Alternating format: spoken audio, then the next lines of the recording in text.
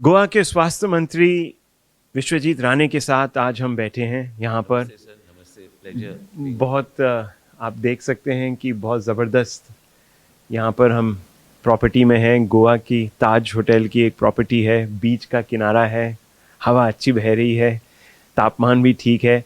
मगर जो एक चीज़ आपसे मैं पूछना चाह रहा हूँ, गोवा ने काफ़ी तरक्की की है जी सर। इन कुछ सालों में, मगर एक जो सेक्टर है जहाँ पर काफ़ी काम हुआ है और काफ़ी रिजल्ट सामने आए हैं, वो है स्वास्थ्य का।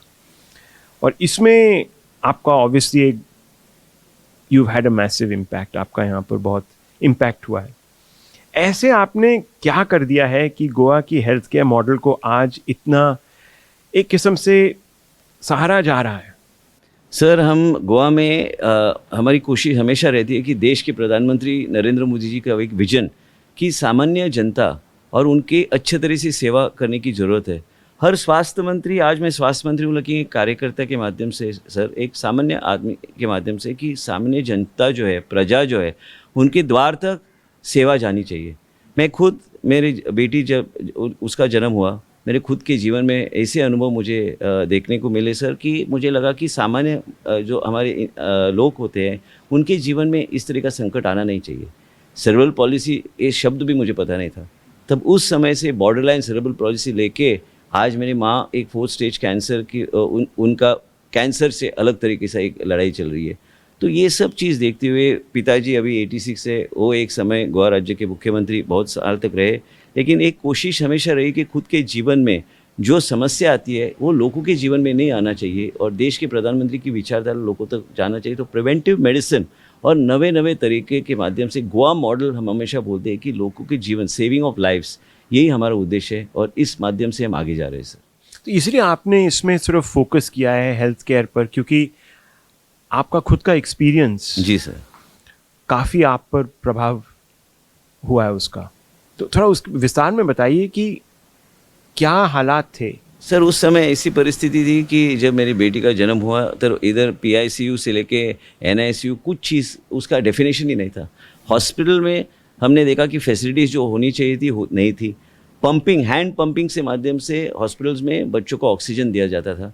ऐसी स्थिति थी जब मैं हेल्थ मिनिस्टर बना सर कि जो बैंडिकूट्स, उनको हिंदी में मुझे उनका शब्द नहीं मिल रहा है, वो छोटे बच्चे की आँख और उंगलियाँ ले जाते थे। तो ये समय में गोवा मेडिकल कॉलेज को और गोवा की जनता को कुछ सेवा करने का मौका मिले, जब मिलेगा तो मैं एक अच्छे तरह से एक कोशिश रहेगी कि इस तरीके से एक अलग सिस्टम हमको अपनाना चाहिए। एम्बुलेंस सर्विसेज हो सर, न्यूनेटल एम्बुलेंस किसी ने पहले सुना नहीं था, आज वो न्यूनेटल एम्बुलेंस हमारे पास है।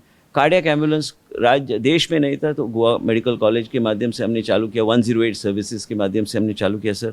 और इंसुलिन से गोवा पहला राज्य था जो डायबिटीज़ का रजिस्ट्रीज हमने इनोवेटिवली अलग तरीके से डैनिश एम्बेसडर के माध्यम से वो लोगों के सामने लाने की कोशिश की। तो insulin and slowly all of us know, हमको सबको पता है सर कि ये diabetes also is a silent killer. Goa में बहुत से ऐसे लाइफस्टाइल की वजह से डायबिटीज़ के पेशेंट्स हैं। ये डायबिटीज़ एलिमिनेट करने के लिए हमने इंसुलिन सिर्फ देने का कोशिश ही नहीं की सर, वो इंसुलिन इंटेक रिडक्शन में हमने कोशिश किया है।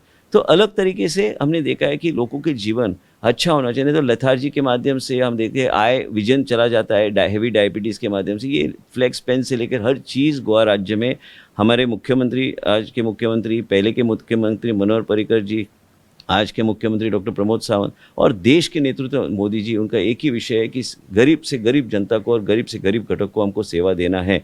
और मुझे लगता है कि इस माध्यम से यही पॉलिसी से वेदर कैंसर रजिस्ट्री हो, डायबिटीज़ रजिस्ट्री हो, या डायबिटीज़ को हम नोटिफाइड डिजीज़ बनाएं, या इमरजेंसी में हम कम समय कैसे हम बचा सकते हैं। ये हर 100 यूनिट्स के ऊपर हर बिल्डिंग में अभी एक पैरामेडिक और AED और हर सेवा उपलब्ध होनी चाहिए। गोवा पहला राज्य है देश में जिसने नोटिफाई कर दिया है अमेंडमेंट ला के असेंबली में। तो लोगों का जीवन ये बचाना चाहिए, लोगों का जीवन सुरक्षित रहना चाहिए, लोगों का जीवन के परिवारों के बाजू में अलग तरीके से एक सुरक्षा कवच का कोशिश करने की हमें प्रयत्न गोवा राज्य में कर रहे हैं सर। तो राणे साहब, आप भावुक भी हो जाते हैं जी। जब सर्विसेज आप सोचते हैं कि एक किस्म से ठीक तरह से नहीं बतौरे जा रही हैं, तो आप भावुक हो जाते हैं। ये कहाँ से आता है आप में? सर, जब मेरी खुद की माँ, उनको कैंसर से मैं देख रहा हूँ और वो बैटलिंग कर रही है कैंसर। मैं बाहर किधर था जब मुझे पता चला कि मेरी खुद के माँ को 4th स्टेज कैंसर है। जब तक तो मैं एक बेटे के नाते बोल रहा हूँ सर कि जब खुद की माँ का सुनने में आता है तो दुख होता है, तो मुझे दुख दूसरी की माँ की चिंता और समस्या छुड़ाने का मुझे भी उतना ही एक ये होना चाहिए, पैशन होना चाहिए कि जब मुझे बोला गया कि ट्रीटमेंट नहीं मिल रहा है और एक उनको दर्द बहुत हो रहा है, तो एक सीनियर सिटीजन्स को ट्रीटमेंट मिलना चाहिए, यही मेरी कोशिश थी। तो शायद इनअप्रोप्रिएट हो या कुछ हो, लेकिन मेरा काम है सर कि लोगों की सेवा करना, गरीब लोगों के पास अच्छी से अच्छे हमें हेल्थ सर्विसेज कमी नहीं होनी चाहिए।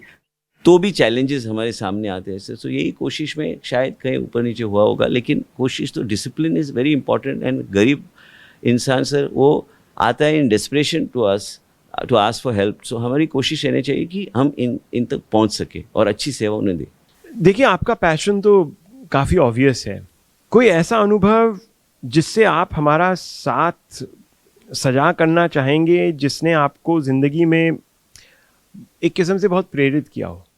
मेरी खुद की ज़िंदगी में प्रेरित किया हुआ विषय है सर। जो मेरी बेटी का जन्म जब हुआ, डॉक्टर ने मुझे बोला कि इसकी बचने की chances is not more than 50%, और आप इतने इन्फ्लुएंशियल इंसान हो, ये मुझे बोला गया, तो आप अपनी बेटी को एम्बुलेंस का अरेंजमेंट करके उनको लेकर जाइए। आपने अपने पिताजी का फ़र्ज़ किया है, लेकिन बचेगी नहीं।